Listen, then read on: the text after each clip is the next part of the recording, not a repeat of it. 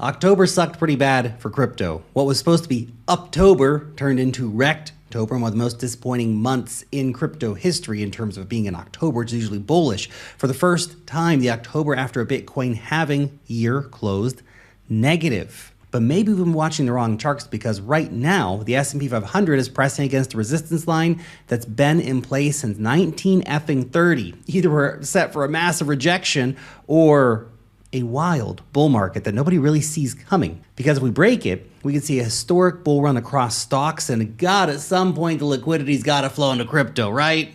Right, guys. But fail here and things could get real rough real quick for stocks and probably really bad for crypto. Either way, this moment could define the next decade of markets. So stick around, we're gonna break it all down. First off, shout out to Mel Madison for sharing this incredible 100-year chart on the S&P 500 over on X. It takes us all the way back to the 1920s, long before World War II, long before Bitcoin, long before we were here, and even before anyone imagined artificial intelligence except the wildest sci-fi writers. What we're seeing here is the S&P 500 pressing against the top of a century-long ascending channel. If it manages to break out and to hold above that line, well, it could mark the beginning of what might be remembered as the bull run of the century, which probably then lead to the collapse of the century a few years later, but that's a later us problem. Now, as with any test of resistance, it can go one of two ways. Whether you get rejected here brutally, savagely, disgustingly, and everybody starts praying for a bag just to go back to break even. Or a breakout happens that proves every bear wrong. We won't know until after it happens. That's the tricky part. Lay your money on the table and decide which way you want to go. But we can look at a few macro factors for hints to see what's going on here. So what could actually push this century-long channel to the upside? Think about what really drives markets. Good news, okay? It's that simple.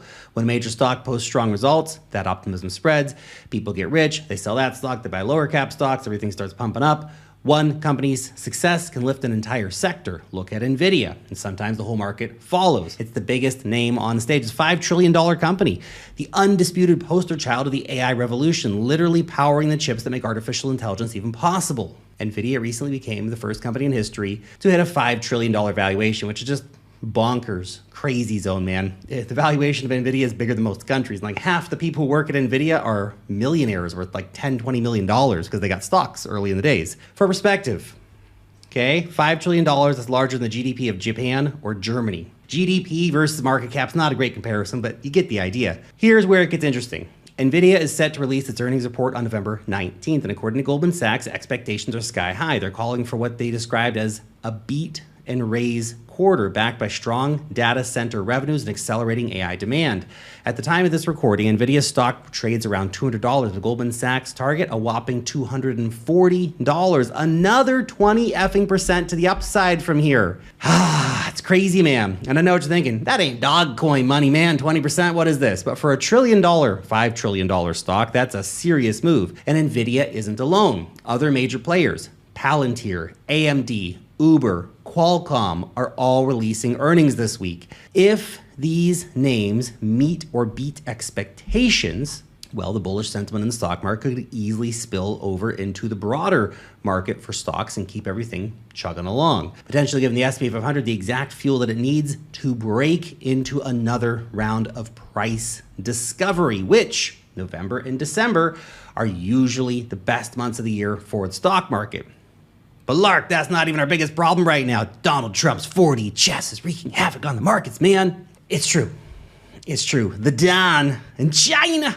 But there is hope because Trump and Xi Jinping's recent meeting in South Korea looked pretty good. Reportedly has yielded some pretty big breakthroughs here. In their summit in Busan, South Korea, the United States agreed to reduce tariffs on Chinese goods from around 57 to 47%. And they removed the threat, of course, that extra 100% tariffs, including halving the fentanyl-related tariffs from 20 to 10%.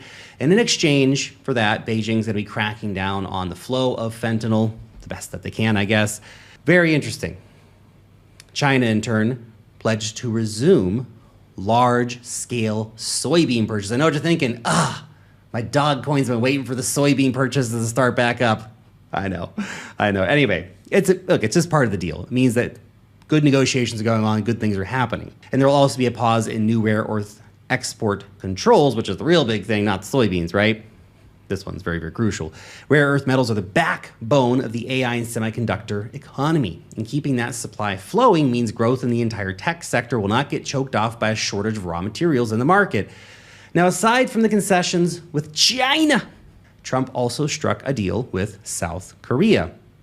Seoul pledged to invest around $350 billion in the United States, including the purchase of over 100 Boeing aircraft, in exchange for a reduction in South Korean tariffs from 25 down to 15%. That's all really, really big, of course. But one of the biggest catalysts could actually be the end of the government effing shutdown. The government, man, shut down, man. Right now, the USA is stuck in political gridlock. When has it not been? Anyway, that's bad news because the government spending makes up a huge part of the GDP. When spending stalls, the money doesn't vanish. It just kind of sits idle in the Treasury General Account, or the TGA. Basically, the government's big old fat checking account that banks use for liquidity. When funds pile up there, liquidity tightens, which drags on risk assets like stocks and crypto. But once the shutdown ends, which could happen literally any day at this point, and every shutdown, of course, does end, all that parked cash gets released back into the system. Contractors start getting paid. Projects restart. Money starts flowing again. Banks can pull out billions because they'll need to. Probably hundreds of billions will be drained from the TGA within a week or two of it opening. That surge in liquidity could easily become the spark for the next leg up in markets, particularly because crypto is so reflexive to liquidity boosts.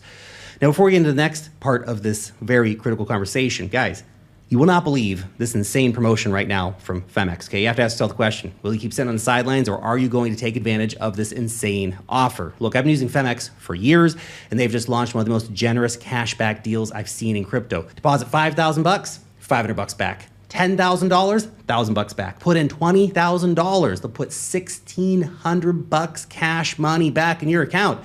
Plus, you can get up to $20,000 in trading bonuses as well.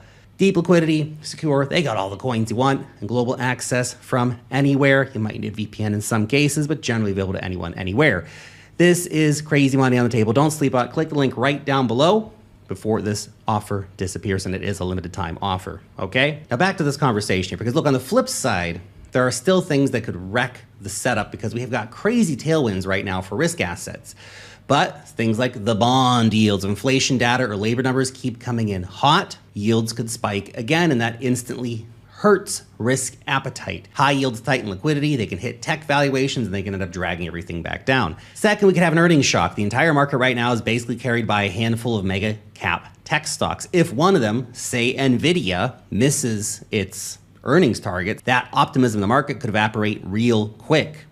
It's a major risk. Third, geopolitical flare-ups, any escalation in the Middle East, or US-China tensions, or Ukraine, or any of this kind of stuff could send oil and defense prices higher, pushing inflation back up and stocks back down, tech stocks and stuff like that, which will hit crypto again harder. Finally, the government gridlock. If the shutdown drags on and money stays locked in the Treasury account for another month, it'd be the longest lockdown in history.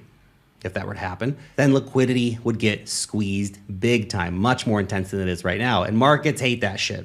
A while ago, we looked at the century-old chart, but now let's zoom in a little bit. This one's showing a more recent ascending channel. And you can see how each major downturn lines up with big black swan events. The COVID pandemic, Ukraine, Trump's Liberation Day, liberating our portfolios from money, until he said bye, and then everyone got fucking rich again. Right now, the S&P 500 is pressing against the top of that channel and the 1.618 Fibonacci level. Now, we don't know yet whether it'll get rejected or whether we finally have an insane breakthrough here and the S&P 500 rages all the way up to the 3.618 Fibonacci line for the bull run of bull runs that no one is even close to being adequately bullish on enough on. But if it does break, the next fib resistance sits near 8,000, which is over 1,000 points higher than it currently is. That kind of breakout wouldn't just lift the S&P 500, it could ignite a new global super cycle, driving massive innovation, liquidity, and growth across markets. I know what you're thinking. Holy shit, he said the super cycle word. I know.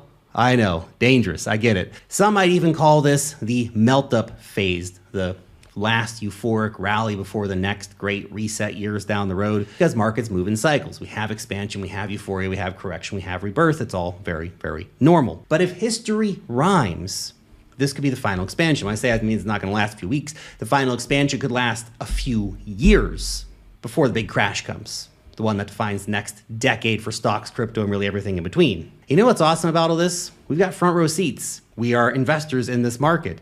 Every day we come out here and decide, are we staying in or are we cashing out? The only question is right now, are you participating or are you just watching from the sidelines? You already think it's mega bearish, everything is going to go to shit, and you're all in cash. Or are you staying in the market, continuing to deploy cash, waiting for higher prices? Okay, now before I go, real quick too, guys, if you're not signed up to our free newsletter yet, you should. It's awesome. It's free. We get crazy insights every single week. Prediction markets, trades of the day, news, altcoin alpha, stock reports, altcoin reports, and much, much more. The value is absolutely insane. There's a link down below. Go check it out. Thanks for watching.